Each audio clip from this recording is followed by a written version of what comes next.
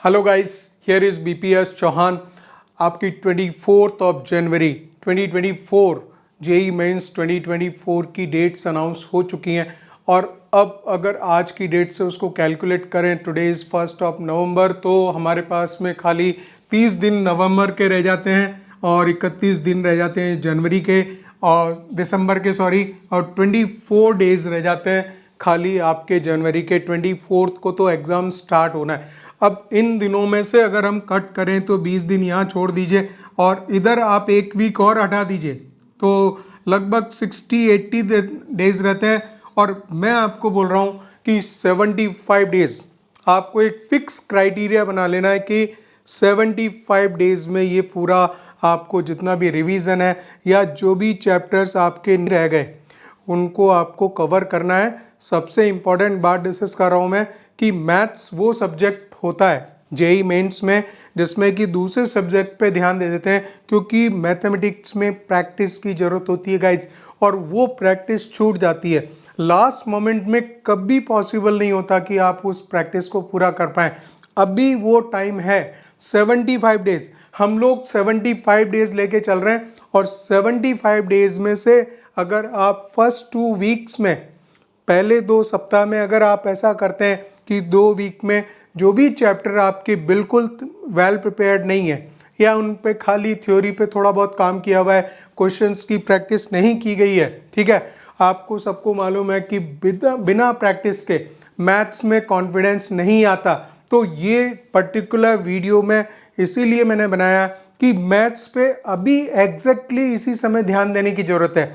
ये बात ध्यान रखिएगा, this is the most important point कि अगर आपने इसको अभी छोड़ा तो बाद में आप प्रैक्टिस नहीं कर पाओगे और खाली उसको थियोरेटिकली रीडिंग मारोगे चैप्टर्स को, इवन मैथ्स में आप रीडिंग मारोगे और जो क्वेश्चंस हैं उनकी प्रैक्टिस नहीं होगी। अल्टीमेटली ये होगा कि कॉन्फिडेंस बिल्डअप नहीं हो पाएगा मैथ्स में और फिर जो कहते हैं ना कि कुछ ना कुछ चीज़ छूट जाती है, तो वो सब कुछ होने वाला है। तो आप इनिशियली 2 वीक्स के लिए मैं आपको ये चीज़ आपको रिकमेंड कर रहा हूँ कि आप मैथमेटिक्स पे स्पेशली एम्फेसिस डालिए और जो भी चैप्टर्स हैं आज हम वही डिस्कस करने वाले हैं कि जो 2019 से 2023 तक इम्पॉर्टेंट 12 चैप्टर्स ऐसे हैं जो लगभग 70% सिलेबस कवर कर जाते हैं।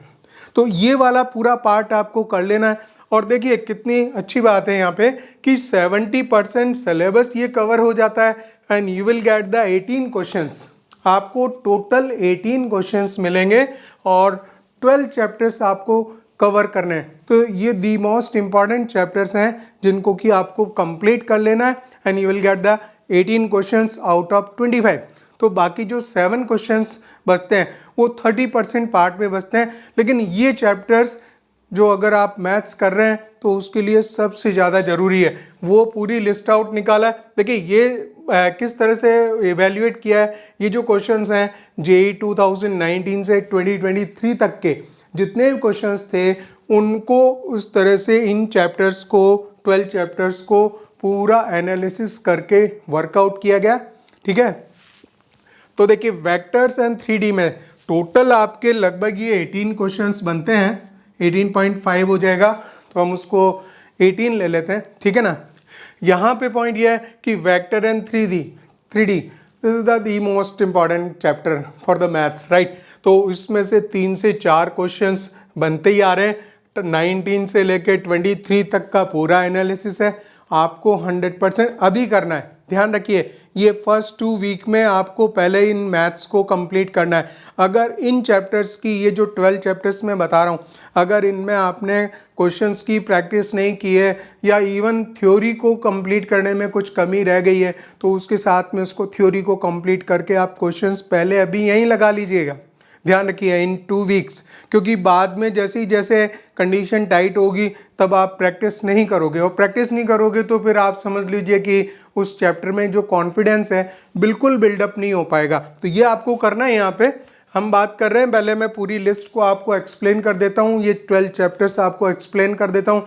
इनको आपको पहले 2 वीक्स में कंप्लीट कर लेना गाइज और साथ ही साथ प्रैक्टिस कर लेनी है, ठीक है ना।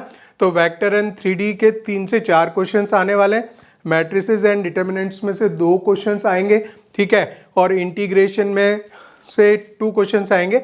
Indefinite, definite, complete integration included है, आपको पता है डेफिनेट से ही क्वेश्चंस इसमें बनते हैं, ठीक है। सीक्वेंस एंड सीरीज में से 2 क्वेश्चंस बनने वाले हैं। बाइनोमियल थ्योरम में से on an average 1 to 2 questions बनते हैं, ठीक है।